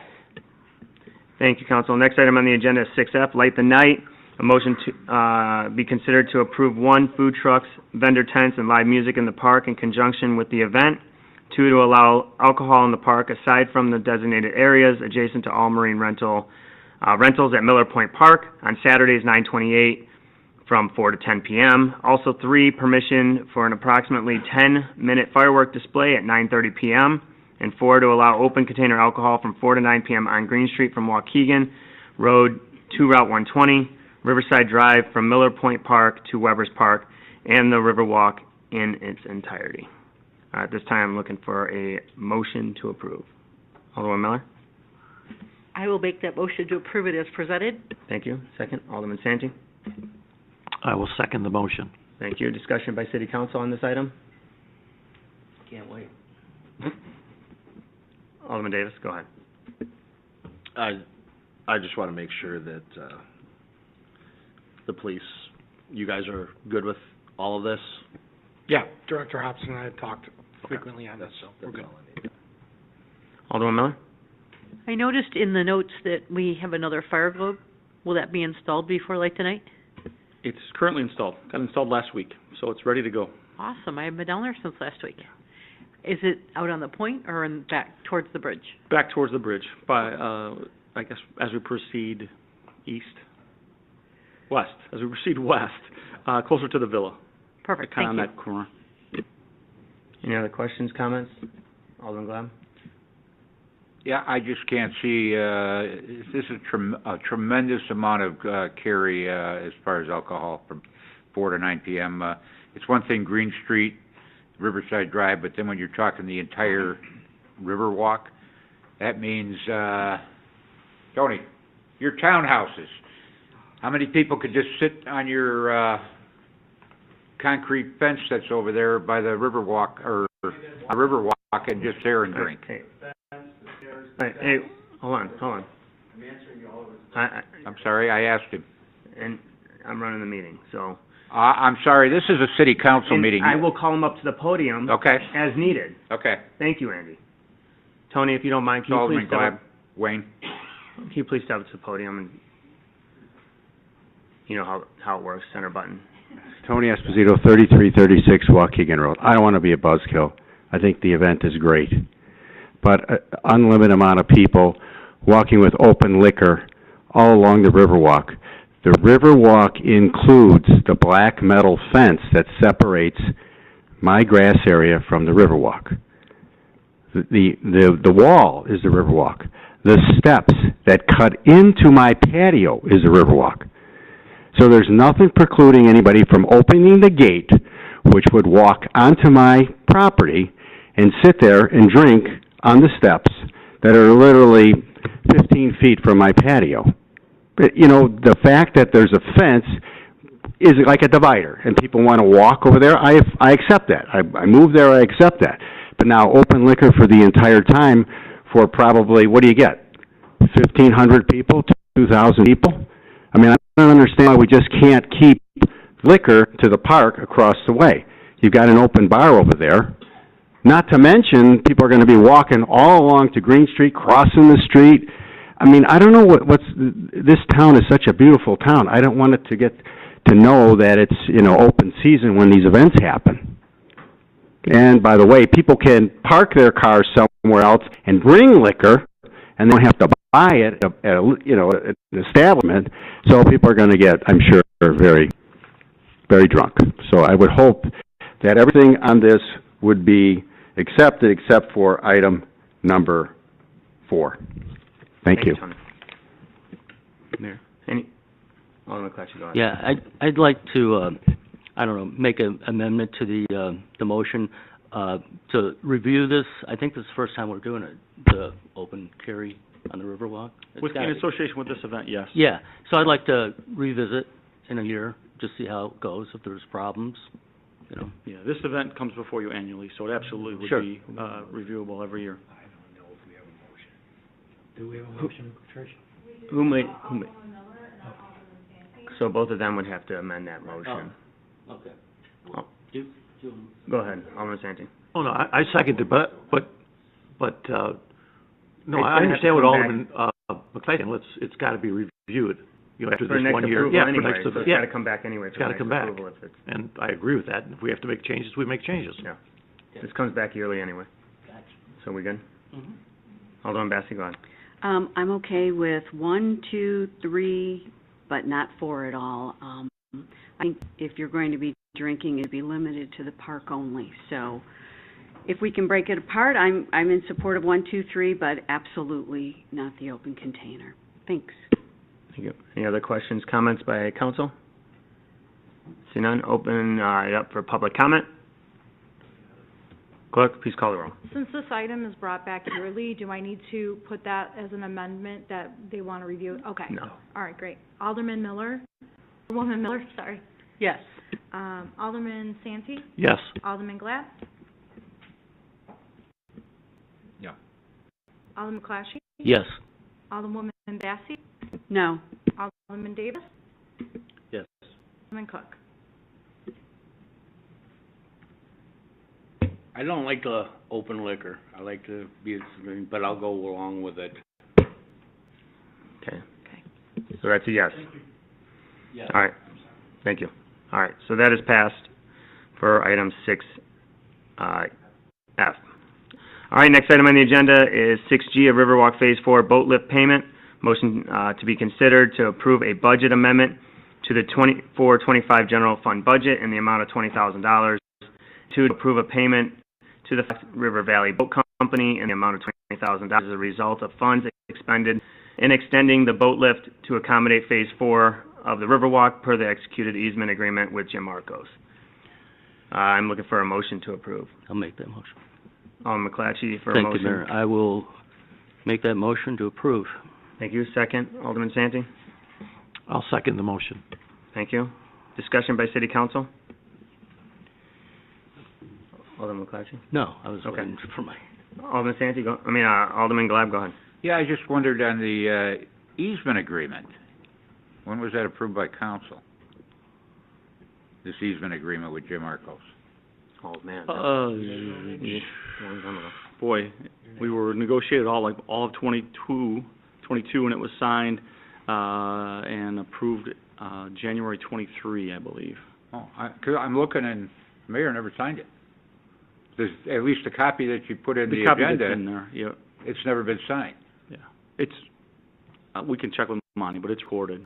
Okay. Yeah, it's all recorded. If I put the wrong copy in there, that's on me. Okay. Like I said, I didn't see it signed on our part, just on Jimmy Yeah. Harkless, and that's why I questioned. And what was the date of that? January of 23. 23. 23, yes. Okay. Thank you. Any other questions, comments by council? Open to the public comment regarding this item? Clerk, please call the roll. Alderman McClatchy? Yes. Alderman Santee? Yes. Alderman Glad? Yes. Alderwoman Bassi? No. Alderman Davis? Yes. Alderman Cook? Yes. Alderwoman Miller? Yes. Thank you, council. Lucky I signed it.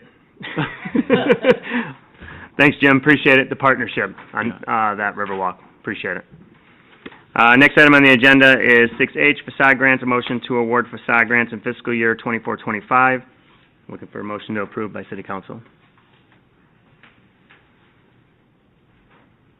Alderman Miller? I'll make the motion to approve the facade grants for fiscal year 24-25. Thank you. Second, Alderman Santee? I will second the motion. Thank you. Discussion by City Council? Alderman Cook? Yes, on the facade grants, especially like, Foxhole Pizza, you know, their amount allowed is $5,000. Amount recommended is $7,700 or $7,800. The rule is $5,000. That's it. You know, why are we giving them extra money? The second one, you know, what is it? Yeah, I guess the law office of Denise, whatever. They want an amount requested with 11. Their amount allowed is 5,000, and they're granting them 11,000 or 11,001. If these are the rules, then stick to the rules. You know, I mean, this leaves money open for other businesses to apply for whatever in the facade grant. Why are you know, I want to know why you're giving them extra money. I mean, if these are the rules, these are the rules. Doug, can I comment on the, I'll comment on the Foxhole one, because I think. Alderman Davis, go ahead. So the Foxhole one, the only reason we agreed to that is so it's being judged on just the bump out. Mm-hmm. It's on. Is it not coming through? Oh, yeah, I guess it is. How about now? Better? Okay, now it's working. So, if you looked at the picture of Foxhole, since technically the building is underground and it really takes up that whole inside, but it's being based off that little jut out, you know, and so technically the square footage of the building or the business itself isn't really just that small piece. So that's why we said, hey, let's base it off of actually the building, even though externally that's the only piece that they're basing it off of. That's why they were granted a little bit extra, because they're kind of, you know, if the building's here and you have this little piece here, they're getting based off only this, not really, because you know, if you're in the business, it's actually this whole piece. But because technically that's, you know, got apartments or condos or whatever. What's that main building called? The Lineal Farms. Yeah. No, the building itself. Riverside. Thank you. House. Yeah, so that's technically part of that Riverside house, but the business inside takes up that whole. Well, I don't know, I read That the makes sense. packet, and I didn't hear that explanation. Yeah. So, That- you know, and that's I'm why I just wanted to going by explain the it. other numbers. I'm just going Yeah, by the other yeah. numbers. You know, you grant them extra money and all that, when they should only be getting 10 grand, and you Right. get them 11 and all. I Yeah. mean, So that one. is this the rules or what? That You one know, in I mean, particular, because it's okay, based off of external. I can maybe agree Yeah. with that one. Yeah, the other ones, Doug can talk to. So the law office of Denise Kuzniewski, so she has lineal frontage on Main Street on the south facade, which was limited to, I think, like 25 feet. But then she also has frontage on the public parking lot to the west, which was a lot greater, put her over 80 feet. So she would have been over the $15,000 amount. But I didn't include the frontage on the public parking lot because most of her improvements were on the south facade. But she did have, she was doing improvements to she was replacing the dumpster enclosure on the north facade.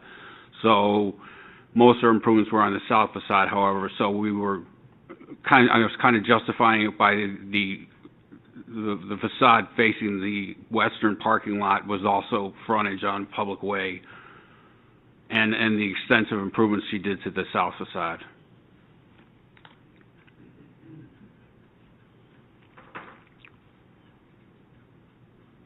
don't care. These are the rules. I mean, how you would make the variances and everything else like that, like I said, it wasn't explained that way when I read it. I'd like to see all the businesses get a piece of the action. You know, you're asking the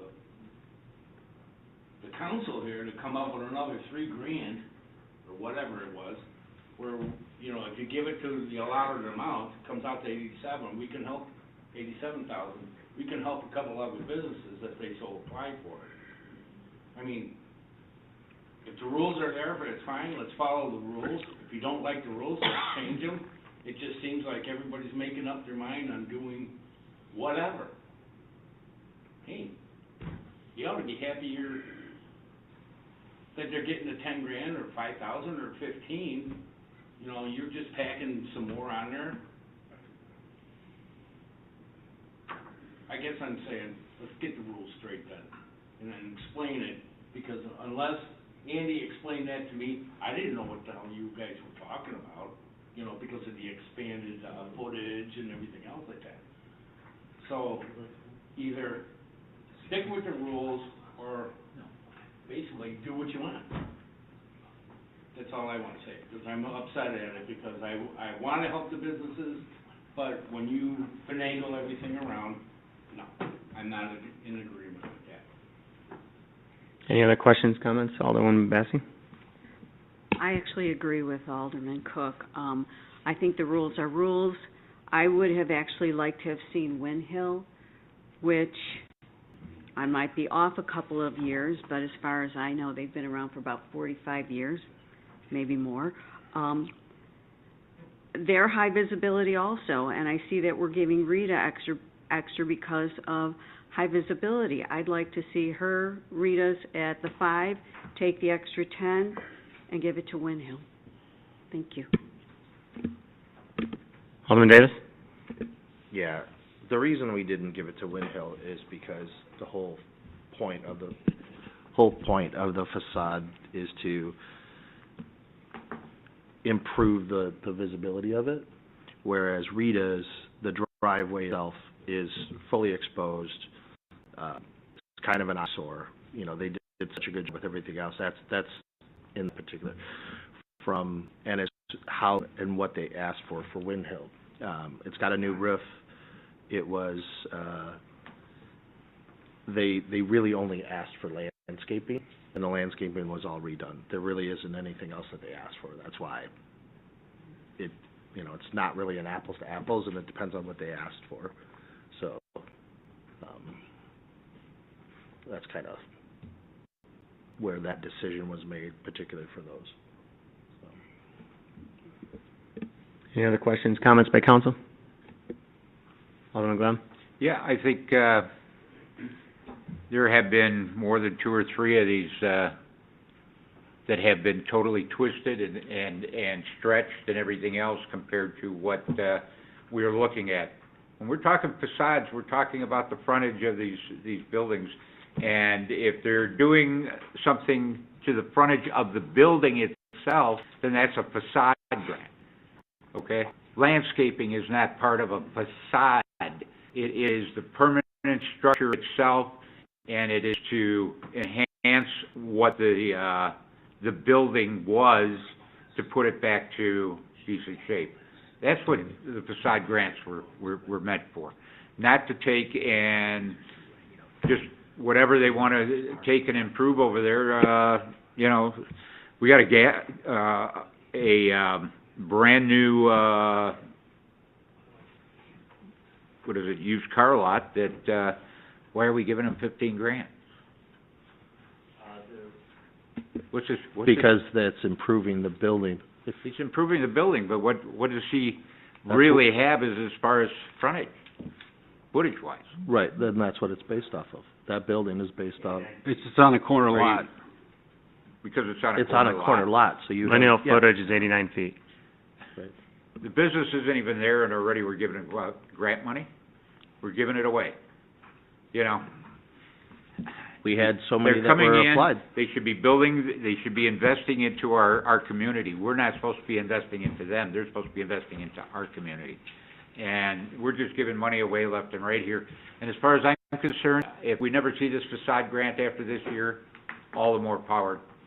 Why should we keep giving money away and giving money away, without any rhyme or reason? And that's basically what this is. I welcome you to join a commission or the committee next year and vote if it's granted. Yeah, well, I just heard about the committee, like when we got, our packets. Me too. Amazing. Any other questions or comments? Alderman Miller? I am grateful that we have a facade grant available. I think it has made major improvements to many of the recipients, and without the grant, some of those recipients would not have done the extensive work that they've done. So I think the facade grant is a success for us. I would like to see an additional column in our summary table, because we have asked in the past to summarize the applications and the findings, to just make it from 200 pages to a couple pages for us to review. So I think lineal frontage can be defined as the front face, but when there's a building that impacts a corner or a public space, I think that's very important. Like Rita's, that space is facing public space. It's important to improve both sides of that. The same with the building on Main Street. You've got a really long, not so attractive wall facing public parking. So I do support giving them the additional funds, because it is enhancing the exterior of the building. So facade, yes, Andy, it's the front, but I also want to make sure that we have opportunity for people to improve public-facing space. So that's not necessarily always the front of the building. So again, I'm in alignment with the asks. We are not spending our entire grant. There is still money available for future asks. Thank you. Alderman Cook? Okay, so somebody builds a building right there on that corner, so what, Which corner? on, Riverside and where that building is, you know, you're talking about the east side of the building, right, that they want the extra money for? You meant Riverside 120 right next to Rita's? Yeah. I mean, so you're all, that's an eyesore as you're driving into McHenry, going west on it, and you're looking at Rita's? Am I confused or what? I mean, I thought we were talking about the face of it, and I understand if it's a corner lot. What? Well, essentially, right now, it is a corner lot, because it's all open. Right. Right. Well, I That's mean, what we were basing on. okay. I'm saying if somebody built a building and it's blocking that now, you know. Right. I guess so. Probably wouldn't be an issue. It wouldn't be an issue. Yep, agreed. Alderman McClatchy? Thank you, Mayor. I'm in support of it. I think whenever we can help small businesses look better, it makes McHenry look better, so I'm totally for this. Some of the points that were raised, though, that they're asking for X amount and they get more X's, I think we need to look into that and maybe fine-tune this a little bit more. Any other questions, comments by council? Alderman Santee? I guess this would go to either Director Martin or Andy. So we are not maxed out for the year, is that correct? Not with this recommendation. 13? Okay. So, all right. And are there other applications out there? Not right now, no. Okay. And if there were, could we move forward on them now, or would we have to wait until next year?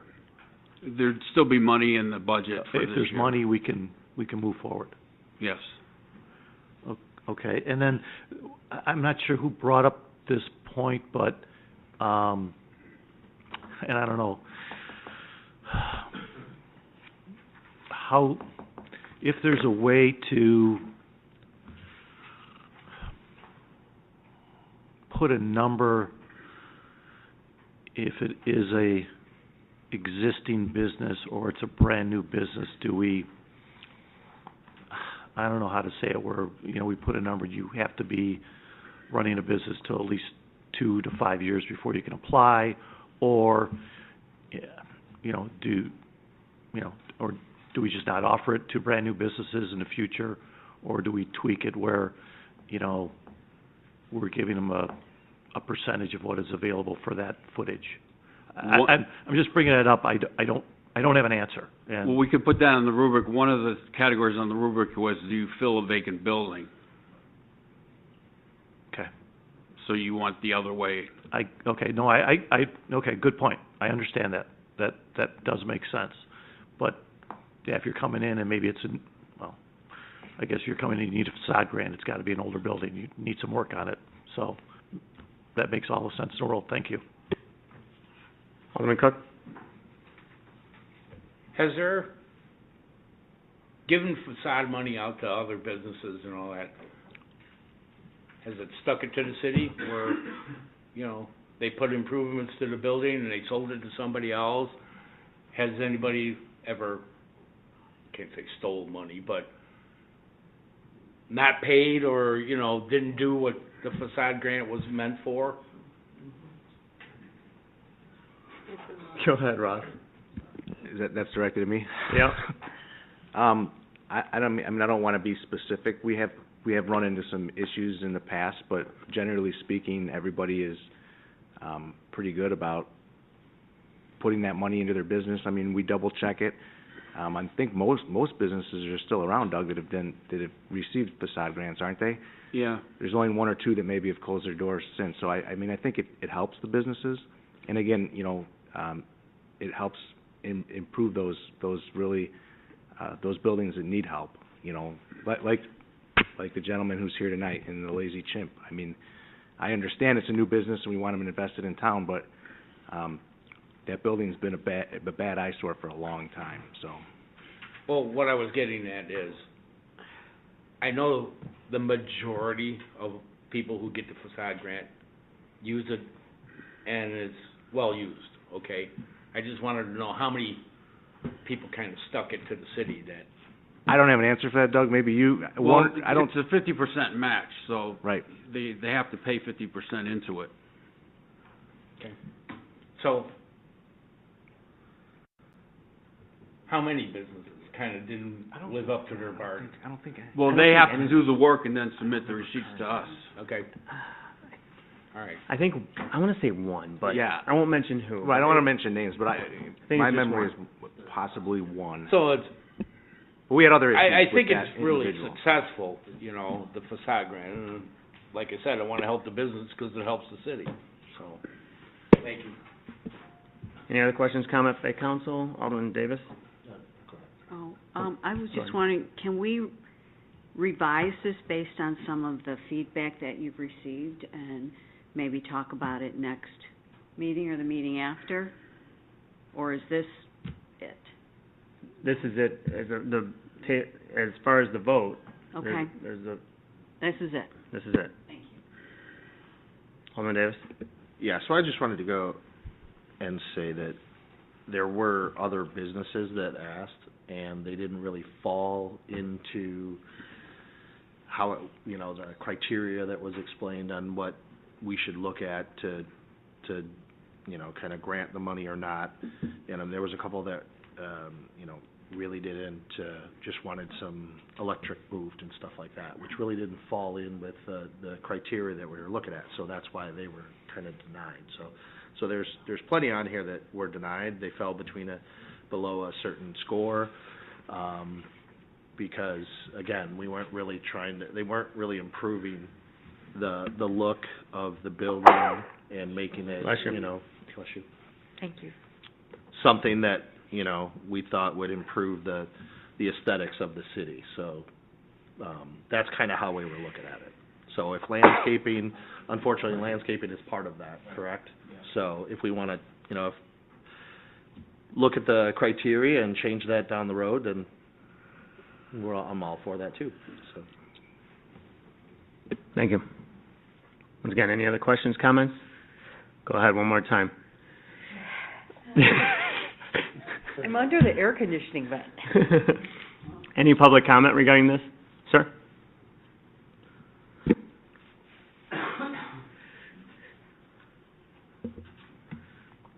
I just wanted to add one thing. First of all, I think it's a phenomenal program. You know, we've worked with many cities in the past, and bless you, and Thank we've you. worked with many cities in the past, and, you know, the way that, you know, we've been able to work with Doug and to apply for the grant and stuff, I think it's phenomenal. And one comment, you know, again, we're new, the investment that we're gonna make in the building is gonna far exceed this grant, hands down. But one thing that it does from a development standpoint that I just wanna throw in is, when we're planning, you know, we have 10 different ways to develop a property. We could, you know, use this material, that material, whatever. This grant, like, allows us to use that better material, so to speak, or give it that little extra flavor or added, you know, added look to it, what it's supposed to do. So again, you know, I don't want to get into debate, but I just wanted to say that while I was here, you know, I can add from my standpoint, from a planning standpoint, when we're looking at a building, you know, would we have not done as good of a job? No, we'd still do a great job, but, you know, it just adds that a little bit of an additional kind of icing on the cake. So I just wanted to say, and I think it's a phenomenal program. Thanks for, you know, all the work and everything, so. Thank you, sir. Appreciate it. Any other public comment? Clerk, please call the roll. Mayor, Alderwoman still have a question, Oh, okay. please? Alderman Glad, go ahead. Yeah. In the criteria, it says on page 186, each physical address may be awarded a single city grant within a 5-year period, included but not limited to facade grants, commercial tenant incentive grants, vacant building incentive grants, and everything else. So Rita's got a grant from us, 2 years ago? So they basically are not eligible for another 3 years for this facade grant. So how are we giving it? We received an application from them. I understand, but Hold on, let him finish. it's your guidelines that you have here, Right, and that I then just read. exception can be made by the city council. We felt that the application should be considered and see where the funding fell, and we brought the application forward. Alderman Davis, was that discussed at your, committee? I was not aware of the 5-year rule. Well, I mean, it's in all the rules of what's what. I think that should be looked at. I mean, rather than just approving that, you know, giving them more money. I mean, you're looking at a company that owns 600 and some odd units, or almost 600 units, throughout the country, and we're giving them that kind of money. And then twice. It's privately owned. Rita's is privately owned, right? It's part of a franchise. Franchise, but. Yeah. Yeah. Private. This person does not own Privately 600 owned, right, Christmas yes. Road. So, I might be wrong, but didn't they turn in these two applications prior to changing this ordinance?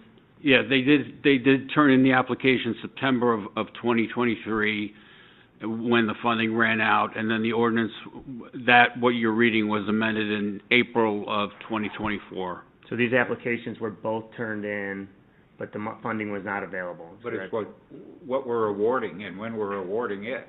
You know, that's what's in place now and what we're voting on today. I mean, so.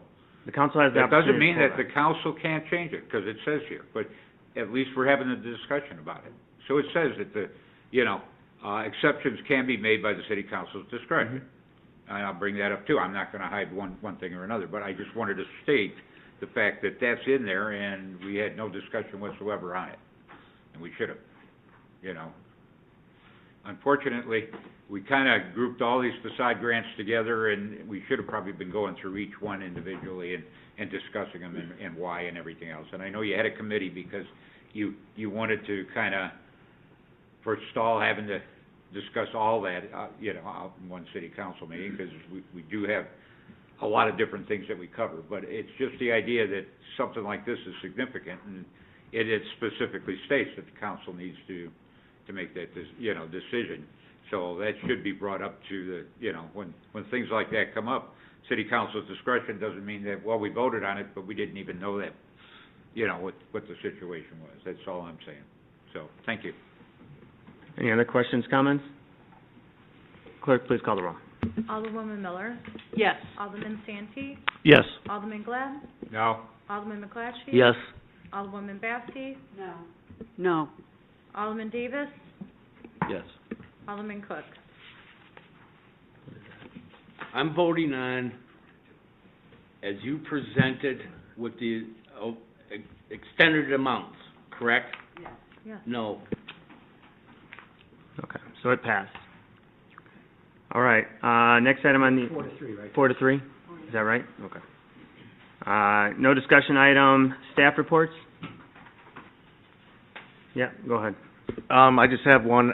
I passed out the comp plan and the downtown plan at the meeting 3 weeks ago.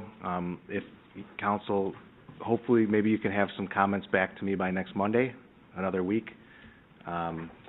Good, bad, or indifference, whatever they are. I mean, it's a long document to read through, I understand that, but it's important that we do receive feedback from the council, so. Will that be a discussion item in our next meeting, or is next Monday?